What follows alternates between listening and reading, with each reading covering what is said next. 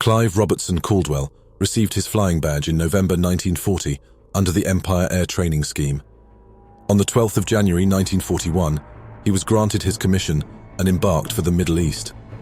After a brief stint with 73 Squadron RAF, he joined 250 Squadron RAF on the 8th of May, just as it was converting to the Tomahawk 2B. Although he was desperate to become one, Caldwell was not a natural fighter pilot, and once confessed it took about 30 sorties before he scored his first air-to-air combat victory. He became frustrated by his lack of verified claims.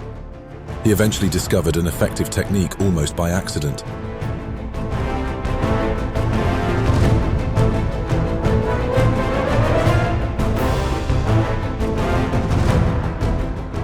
I noticed the shadows were quite clear there, running over the desert. It occurred to me that if I could hit the shadow, I could hit the aircraft by simply transposing the relative position. By firing at the shadow, I could see the dust go up. So I turned the guns on, and my reflector sight on, and opened fire on the shadow, well back, and found my burst was over and behind it. I tried it again, just a quick squirt on the trigger, half a second burst. Same thing. By the time I'd had about 6 of these 1-second bursts, I found that I was beginning to correct my shooting. And so quite obviously this was the answer.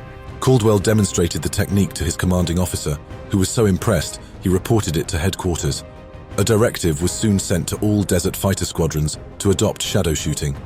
By June 1941, the squadron was taking part in Operation Battleaxe, the army campaign to relieve Tobruk.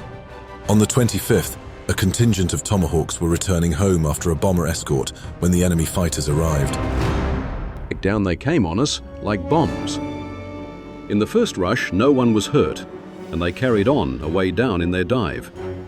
As we got near Tobruk, the anti-aircraft fire opened up, and we shifted away a bit. Then they arrived in force, and about 40 machines got going on us.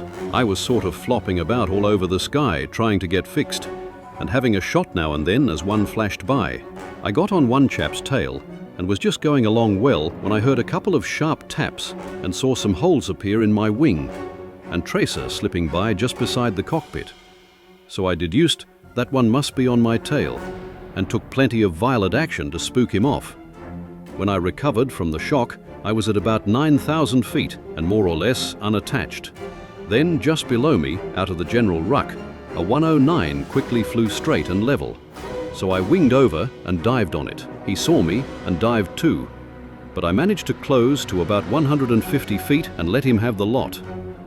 We raced on down, me firing like hell, and as we got truly low, I began to pull out, and he just kept right on, hit the ground, and exploded with a hell of a flash.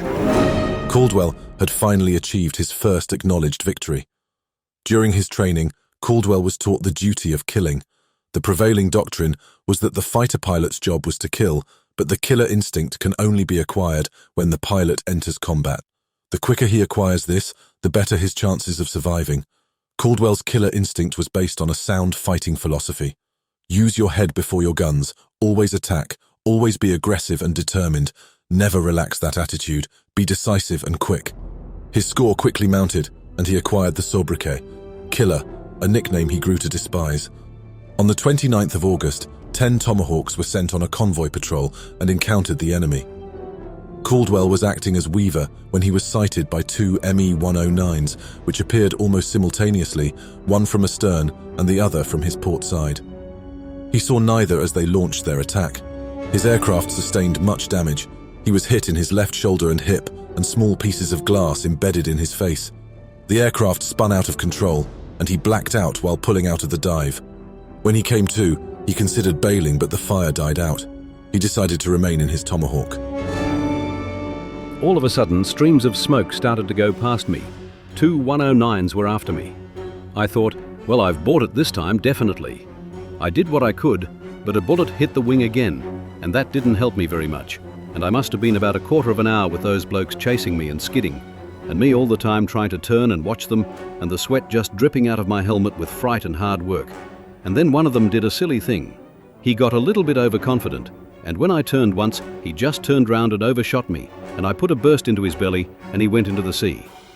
The other chap let me go.